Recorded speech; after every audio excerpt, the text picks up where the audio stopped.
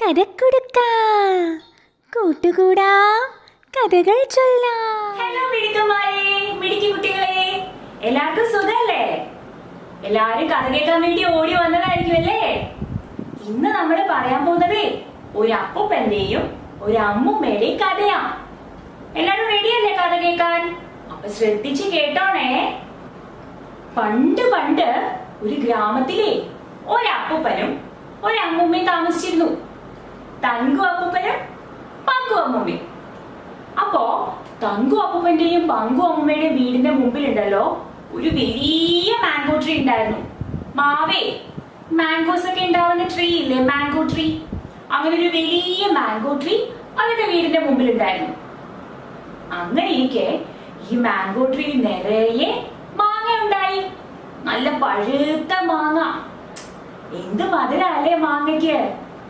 അപ്പോ അപ്പൂപ്പനും അമ്മുമ്മയും അങ്ങോട്ട് തമ്മിൽ പറഞ്ഞു, ഇപ്രാവശ്യം നമ്മള് മാങ്ങ ആർക്കും കൊടുക്കില്ല, നമുക്ക് തനിയെ നോക്കിയിരിക്കാം.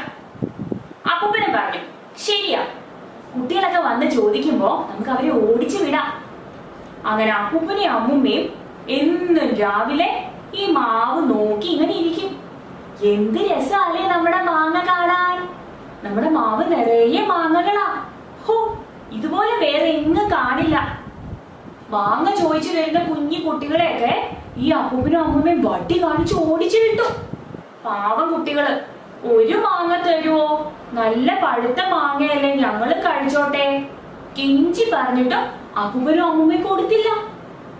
അങ്ങനെ ഇരിക്കുമ്പോ അപ്പൂപ്പൻ ഒരു സംശയം, ആരോ രാത്രി വന്ന് എന്റെ മാങ്ങ ചപ്പുന്നുണ്ട്. അമ്മൂമ്മൻ പറഞ്ഞു, ശരിയാണല്ലോ, മാങ്ങയൊക്കെ പകുതി ചപ്പി ചപ്പി വെച്ചേക്കുക. അമ്മൂമ്മ പറഞ്ഞു, ഏതോ ഒരു വവ്വാല് വരുന്നുണ്ട് രാത്രി നമ്മുടെ മാങ്ങ കഴിക്കാൻ, ബാറ്റ്. അപ്പൂപ്പനും അമ്മൂമ്മയും കൂടെ ബാറ്റിനെ പിടിക്കാനായിട്ട് പ്ലാൻ ചെയ്തു. അപ്പൂപ്പ പറഞ്ഞു, നീ ഒരു കാര്യം ചെയ്, മരത്തിന്റെ താഴെ ഒരു വടിയും പിടിച്ചിരുന്നാ മതി, ഞാൻ മോളിൽ കേറി നോക്കിയിരിക്കാം ആരെങ്കിലും വരുന്നുണ്ടോന്ന്. ബാറ്റ് വന്ന ഉടനെ ഞാൻ എന്ത് ചെയ്യും, ബാറ്റിനെ അടിച്ച് താഴെ ഇടും, നീ അവനെ അടിച്ചാ മതി. അമ്മൂമ്മ സമ്മതിച്ചു. അങ്ങനെ അന്ന് രാത്രി അപ്പൂപ്പനും അമ്മൂമ്മയും കൂടെ ബാറ്റിനെയും കാത്തിരുന്നു. അപ്പൂപ്പനാണെങ്കിൽ മേളിൽ കയറി മരത്തിന്റെ മോളിൽ കയറി ഇരിക്കുക കേട്ടോ, ബാറ്റിനെ നോക്കിയിട്ട്. അമ്മൂമ്മ താഴെ വടിയും പിടിച്ച് ഇങ്ങനെ ഇരിക്കുക. കുറേ കഴിഞ്ഞപ്പോ താഴെ ഇരുന്ന അമ്മൂമ്മ ഇങ്ങനെ ഉറങ്ങിപ്പോയി. മുകളിലിരുന്ന അപ്പൂപ്പനും ഉറങ്ങിപ്പോയി.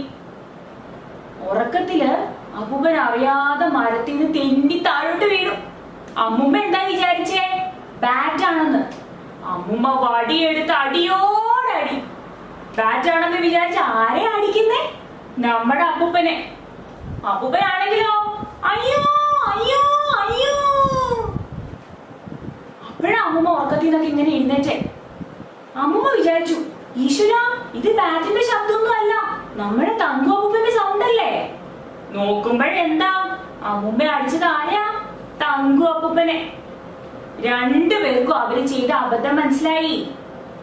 അങ്ങനെ അവരെന്ത് ചെയ്തു, അടുത്ത ദിവസം മുതല് അവിടെ വന്ന എല്ലാ കുട്ടികൾക്കും മാങ്ങയൊക്കെ കൊടുത്ത് സന്തോഷായിട്ട് പറഞ്ഞു വിട്ടു. അതുകൊണ്ട് എന്താ, അവർക്ക് ഒത്തിരി സന്തോഷായി. അപ്പോ എന്താ ഈ കഥയുടെ ഗുണപാഠം? നമ്മുടെ കയ്യിൽ എന്തെങ്കിലും ഉണ്ടെങ്കിൽ അത് മറ്റുള്ളവർക്ക് കൊടുത്താണ്ടല്ലോ നമ്മുടെ സന്തോഷം ഇരട്ടിയാവും.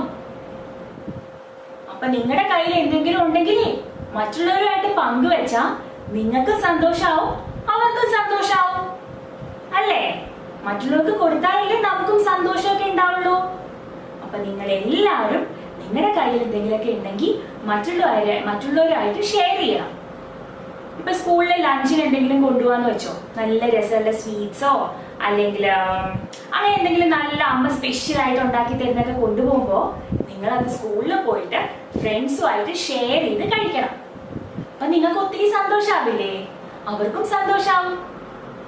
അപ്പൊ എല്ലാവർക്കും ഈ കഥ ഇഷ്ടപ്പെട്ടെങ്കിൽ എല്ലാവരും ലൈക്ക് ചെയ്യണം, സബ്സ്ക്രൈബ് ചെയ്യണം, അതുപോലെ ഷെയർ ചെയ്യണം. അപ്പൊ നമുക്ക് അടുത്ത ദിവസം പുതിയ കഥയായിട്ട് കാണാം. എല്ലാവർക്കും ടാറ്റാ. നിങ്ങൾക്ക് എല്ലാവർക്കും ആൻറ്റിയുടെ കഥ ഇഷ്ടപ്പെട്ടെങ്കിലേ ലൈക്ക് ചെയ്ത് കമന്റ് ചെയ്ത് ഒന്ന് സബ്സ്ക്രൈബ് ചെയ്തേക്കണേ. അതുപോലെ ആ ബെൽ ഐക്കണും ഒന്ന് ക്ലിക്ക് ചെയ്തേക്കും.